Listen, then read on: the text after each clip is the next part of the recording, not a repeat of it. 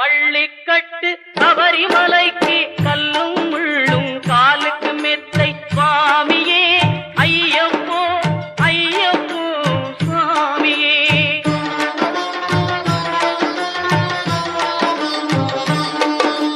நெய்யபிஷேகம் சுவாமிக்கே கற்பூர தீபம் சுவாமிக்கே ஐயப்பன்மார்களும் கூறிக்கொண்டு ஐயனை நாடி சென்றிடுவார் சபரிமலைக்கு சென்றிடுவார்.